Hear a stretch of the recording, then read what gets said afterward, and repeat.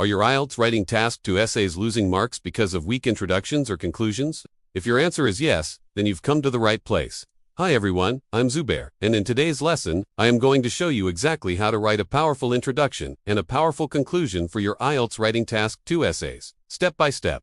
By the end of this video, you'll know exactly what examiners are looking for in your intros and conclusions. I'll give you a simple 3-step formula to write both parts quickly and correctly. And we'll cover the common mistakes you absolutely must avoid if you're re-aiming for that band 8 or higher, ready to transform your essays. Let's jump right in. First things first, let's talk about why your introductions and conclusions are so important. Think of them as the bookends of your essay. They hold everything together and give it a solid structure. A strong start immediately signals to the examiner, "Hey, I understand the question, and I know exactly what I'm doing." It builds confidence from the very first sentence. On the other hand, a strong finish leaves a lasting impression. It tells the examiner, "I've built a logical argument, and I deserve a top score, maybe even a band 8 or 9. But here's where many students stumble. They either write way too much in their introduction, getting lost in unnecessary details, or they rush the conclusion and write far too little. The secret is balance. You only need about 2 to 3 clear, concise, and highly relevant sentences in each section. That's it. Alright, let's break down how to write a strong introduction. I'm going to give you a simple, 3-step formula that you can use for any task to question. It's a lifesaver under exam pressure. Step 1 is to paraphrase the question. This is your first chance to impress the examiner. Whatever you do not copy the question word for word. Instead, you need to rephrase it using synonyms and different sentence structures.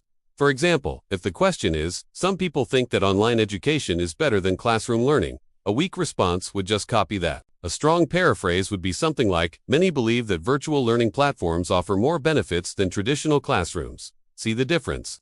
This immediately shows the examiner your vocabulary range and your ability to manipulate language. Step 2 is to state your position. This is crucial, especially for essay types that ask for your opinion, like agree or disagree or discuss both views and give your opinion. You need to be crystal clear from the start. Are you agreeing, disagreeing, or maybe partly agreeing?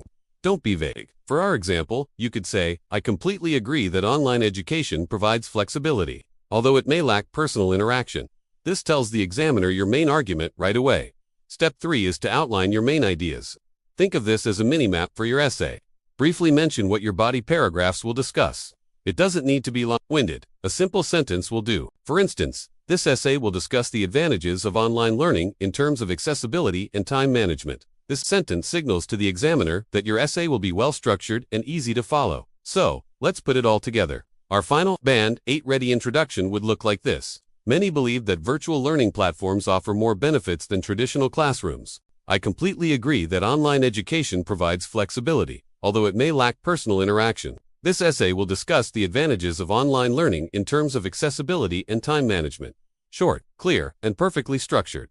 That's how you start with confidence. Now that we've mastered the introduction, let's talk about the conclusion. This is your final chance to impress the examiner, so you want to leave them with a strong, memorable final thought. Just like the introduction, we have a simple formula, this time with just 2 steps. Step 1 is to summarize your main points. You've already discussed your ideas in detail in your body paragraphs, so here, you just need to briefly restate them in a new way. The key is to summarize, not repeat. Don't use the exact same sentences from your body paragraphs. Using our online education example, a good summary would be, in summary, online education offers convenience and accessibility that traditional learning often lacks. It's a neat wrap-up of your key arguments. Step 2 is to restate your opinion. You started your essay with a clear position, and now it's time to bring it home.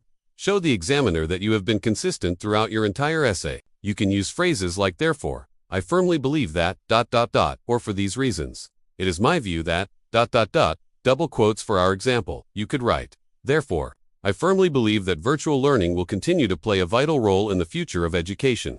This final statement reinforces your argument and gives your essay a sense of closure. So, what does our final conclusion look like?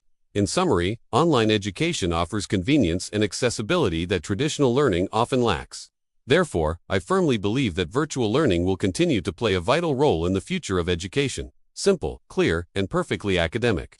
That's how you end your essay with power. To make sure you secure that high score, let's quickly cover a few common mistakes you absolutely must avoid. First, don't use repetitive or informal phrases. For example, saying, "In my opinion, I think that, double quotes is redundant. Just say, "In my view," or simply state your opinion directly. Second, And this is a big one, do not introduce any new ideas in your conclusion. Your conclusion is for summarizing and closing, not for starting a new discussion.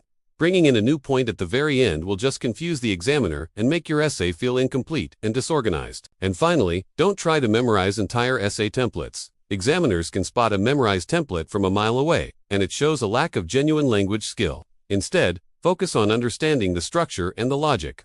The formulas I've given you today are flexible frameworks, not rigid scripts. Use them to guide your own ideas and your own language. So, to wrap everything up, here are your final key takeaways. Keep your introductions and conclusions short and sweet. Aim for just 2 or 3 sentences each. They are the frame, not the painting. Always paraphrase the question instead of copying it. This is a non-negotiable for a high score. And finally, end your essay with confidence. Make your opinion crystal clear and leave no doubt in the examiner's mind. If you follow this structure, I promise your writing task to essays will sound far more logical, academic, and this is exactly what you need to break into that Band 8 or even Band 9 territory. If you found this lesson helpful, do me a favor and drop a Band 8 soon in the comments below. It really helps motivate me to create more content for you. And don't forget to subscribe and hit that notification bell for more weekly IELTS writing and speaking lessons. Good luck with your exam preparation. Remember, a strong essay always begins and ends with confidence. You've got this. Thanks for watching, and I'll see you in the next video.